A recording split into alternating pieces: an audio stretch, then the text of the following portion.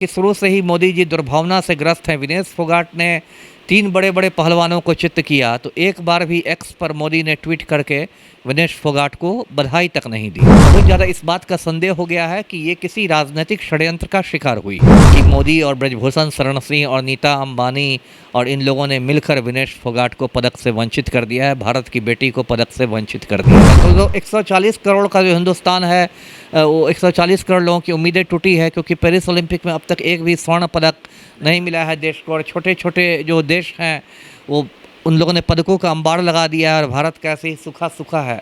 एक दिन पहले उसे पता चला कि 50 किलो के कैटेगरी में ये कुश्ती लड़ती है, पता चला कि 1 किलो इसका वज़न बढ़ गया है। तो इसने रात भर, मतलब कहते हैं ना कि साइकिलिंग की इसने, जैसे कि कैलोरीज जले, और फिर कहते हैं कि बाल भी छोटे कटा लिए और शरीर से खून भी निकाल लिया, है ना। और ये सब करके 900 ग्राम वज़न इसने घटा भी लिया।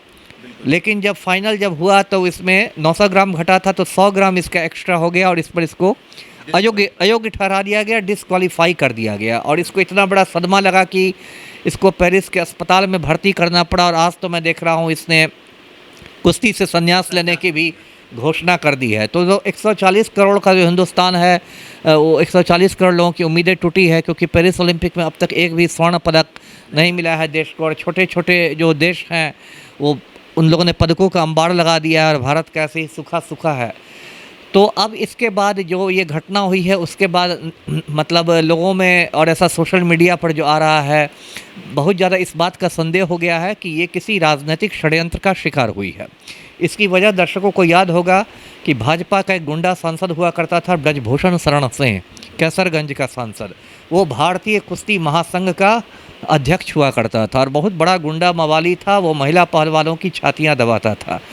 उसके बाद 1-2 साल पहले महिला पहलवानों ने दिल्ली के थाने में जाके उसके खिलाफ एफआईआर करने की कोशिश की, तो दिल्ली के थानों ने इनकार कर दिया। पुलिस स्टेशनों ने कहा कि एफआईआर नहीं होगा। तब महिला पहलवानों ने सुप्रीम कोर्ट का दरवाज़ा खटखटाया, फिर सुप्रीम कोर्ट ने फटकार लगाई, तब जाकर एफआईआर हुए। लेकिन नरेंद्र मोदी चट्टान की तरह खड़े रहे ब्रजभूषण शरण सिंह के साथ, और ना ब्रजभूषण शरण सिंह को पार्टी से निलंबित किया गया, ना पार्टी से निष्कासित किया गया, ना उसकी गिरफ्तारी हुई, कुछ नहीं हुआ। उसके बाद ये जो पहलवान थी, ये लोग जंतर मंतर है दिल्ली में, वहाँ ये लोग कई महीने तक धरना पर रहीं। उसमें एक विनेश फोगाट थी, एक साक्षी मलिक थी और एक पुरुष पहलवान भी थे, बजरंग पूनिया। उसके बाद देश दुनिया भर में इसकी चर्चा हुई कि भारत के बड़े बड़े पहलवान धरना दे रहे हैं। फिर दिल्ली पुलिस गई, उन लोग को बहुत बुरी तरीके से घसीट के वहाँ से हटाया गया। ऐसा लगा कि ये खूंखार आतंकवादी हों। और उसके बाद भी प्रधानमंत्री के कान पर जूं तक नहीं रेंगी। उसके बाद जब ब्रजभूषण शरण सिंह को इस्तीफ़ा देना पड़ा कुश्ती महासंघ के अध्यक्ष पद से, तो उसने अपने ही एक चमचे को, संजय सिंह को, अध्यक्ष बनवा दिया। और उसके बाद ब्रजभूषण ने मुझ पर ताव देते हुए कहा कि दबदबा था, दबदबा है और दबदबा रहेगा। इससे पहलवानों में इतना फ्रस्ट्रेशन आ गया कि साक्षी मलिक ने कुश्ती से संन्यास की घोषणा कर दी। फिर ये पहलवान हरिद्वार पहुंच गए कि हम लोग अपना पदक गंगा नदी में बहा देंगे। उन लोग को समझा बुझा के राजी किया गया। उसके बाद ये जो बजरंग पूनिया है, ये पद्मश्री इनको मिल चुका है। ये पद्मश्री लेके प्रधानमंत्री आवास जाने लगे लौटाने के लिए, वहाँ इनको पुलिस वालों ने रोक दिया।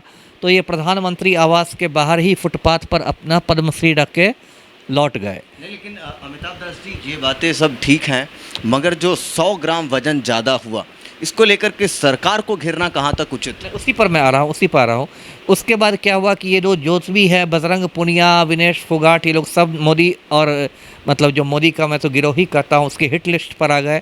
और बजरंग पूनिया को भी बीच में रोकने की कोशिश की गई, मतलब डिस्क्वालीफाई करने की कोशिश की गई कि वो ओलंपिक खेलों में भाग ही नहीं ले सके।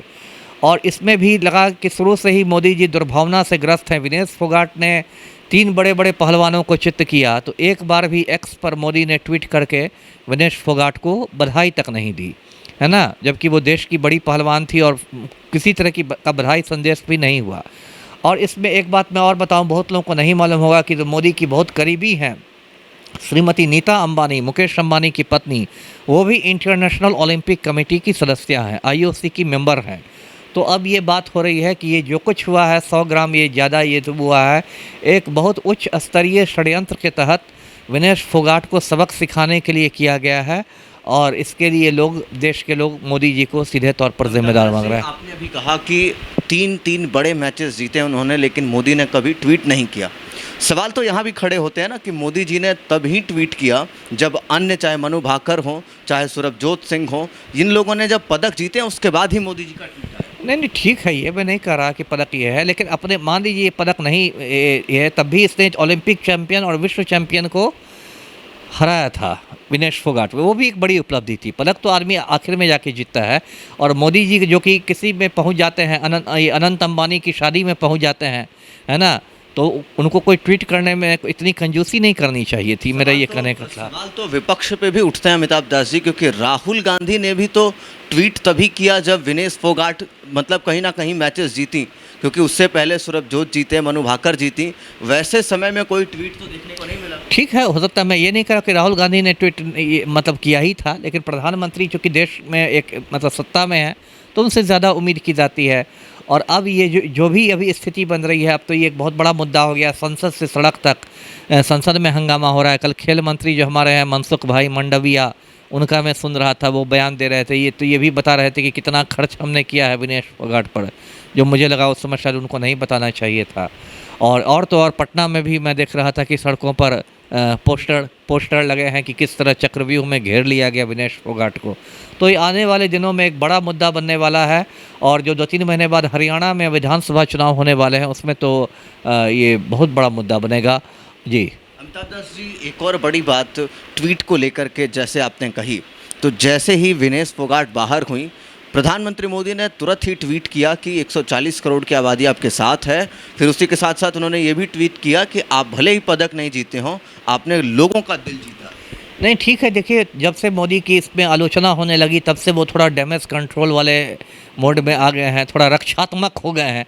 जब उनको लगने लगा कि इससे मेरा राजनीतिक नुकसान होने लगा है, और शायद इसलिए हरियाणा में ही भाजपा की सरकार है, वहाँ के भी जो मुख्यमंत्री हैं नायब सिंह सैनी, उन्होंने भी कुछ ऐलान किया है, मैं देख रहा था अभी, मतलब कुछ पुरस्कार देने का ऐलान किया है। तो अभी पूरी भाजपा जो है वो थोड़ा रक्षात्मक मुद्दा में आ गई है, क्योंकि देश के बीच एक ऐसा मूड बन गया है कि मोदी और ब्रजभूषण शरण सिंह और नीता अंबानी और इन लोगों ने मिलकर विनेश फोगाट को पदक से वंचित कर दिया है, भारत की बेटी को पदक से वंचित कर दिया है। जी चलिए, तो देश के भीतर एक मूड बन गया है कि पूरे बीजेपी तंत्र ने विनेश फोगाट को पदकों से दूर कर दिया, मगर फिर भी अब तक जो जानकारी वास्तविकता में आ रही है वो यही है कि 100 ग्राम वजन ज़्यादा होने की वजह से विनेश फोगाट को बाहर रहना पड़ा।